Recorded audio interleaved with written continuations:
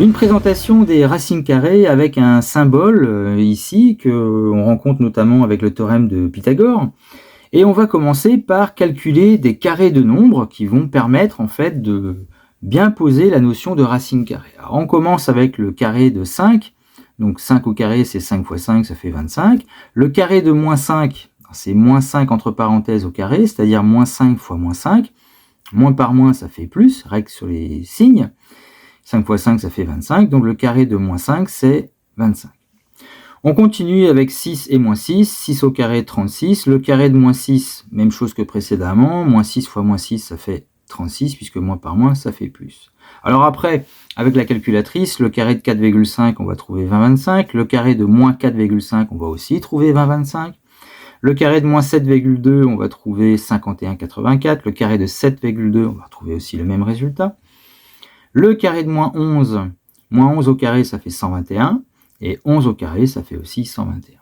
Alors après, quels sont les nombres qui ont pour carré 9? Du coup, maintenant qu'on a fait des calculs comme ceci, généralement, on va dire 3. Ah, mais il y en a un autre.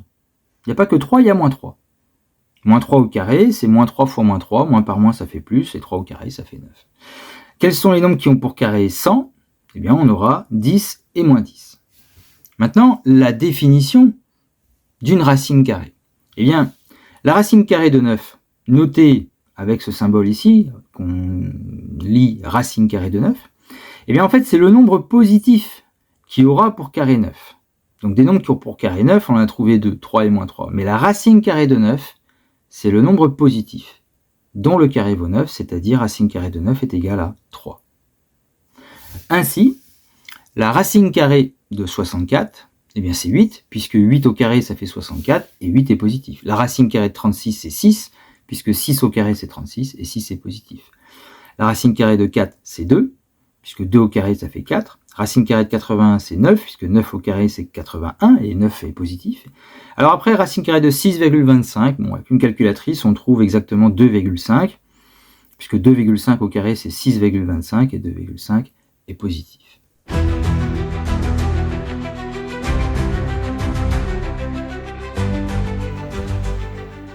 Alors maintenant, un phénomène qui existe entre le carré et la racine carrée. Alors déjà, un nombre dont la racine carrée est égale à 4. C'est 16. Racine carrée de 16, c'est 4. Quand on calcule racine carrée de 5 au carré, 5 au carré, ça fait 25. Donc racine carrée de 25, c'est 5. Donc on observe que la racine carrée de 5 au carré, c'est 5. Et finalement, racine carrée et carré étant réciproques, un nombre, quand on prend son carré, si on prend la racine carrée après, eh bien on retombe sur ce nombre. Une autre observation, c'est la suivante. Racine carrée de 36 au carré. Alors racine carrée de 36, c'est 6. 6 au carré, c'est 36. La racine carrée de 49 au carré, la racine carrée de 49, c'est 7. 7 au carré, 49. Donc avec cette observation, on voit que, et on comprend, que quand on prend un nombre, on prend sa racine carrée et on reprend le carré après, on va retomber sur le nombre de départ. Donc la valeur de racine carrée de 12,7 au carré, ça sera 12,7.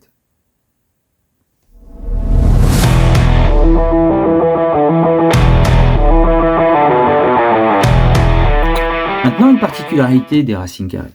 Que peut-on dire d'abord du carré d'un nombre? Quel est son signe? Un carré, c'est tout le temps positif.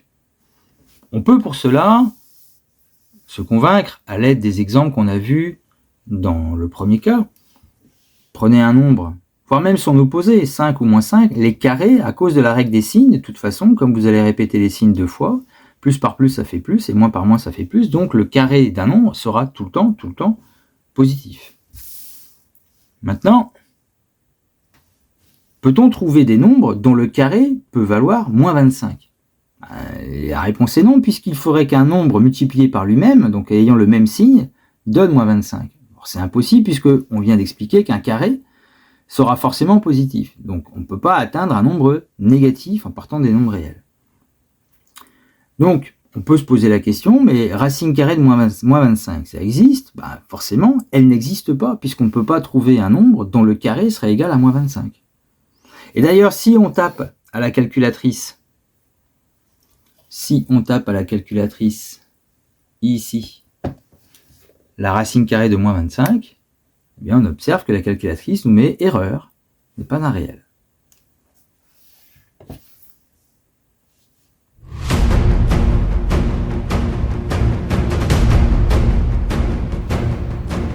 Nous allons observer maintenant, j'ai bien dit observer, pas démontrer.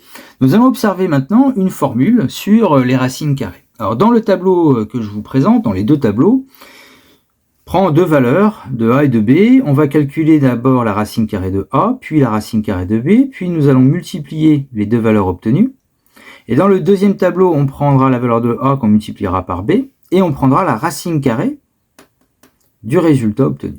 Alors, la racine carrée de 9, c'est 3. La racine carrée de 16, c'est 4. Quand on fait 3 fois 4, ça fait 12. La racine carrée de 144, c'est 12. La racine carrée de 25, c'est 5. Quand on fait 5 fois 12, ça fait 60. La racine carrée de 441 à la calculatrice, ça fait 21. La racine carrée de 400, c'est 20. 20 fois 21, ça fait 420. Et maintenant, lorsqu'on fait 9 fois 16, ça fait 144.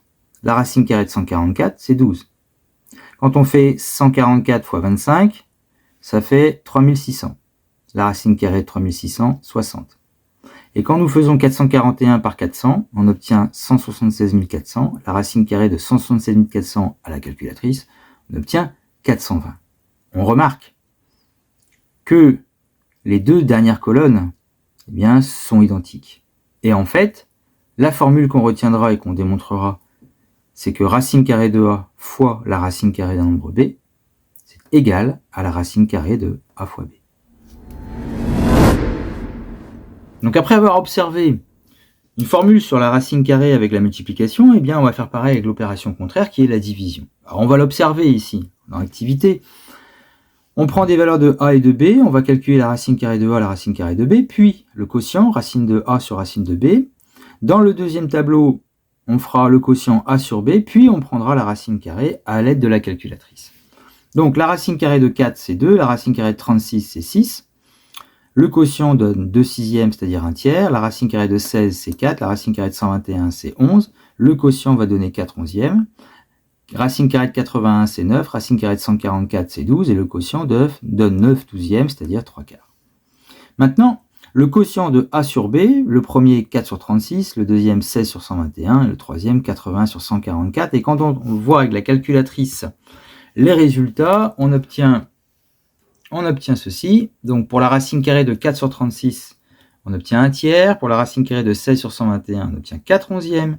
Pour la racine carrée de 81 sur 144, on obtient 3 quarts. On observe donc que entre la racine carrée de a et la racine carrée sur la racine carrée de b, et la racine carrée de a sur b, eh bien, les deux quantités sont égales.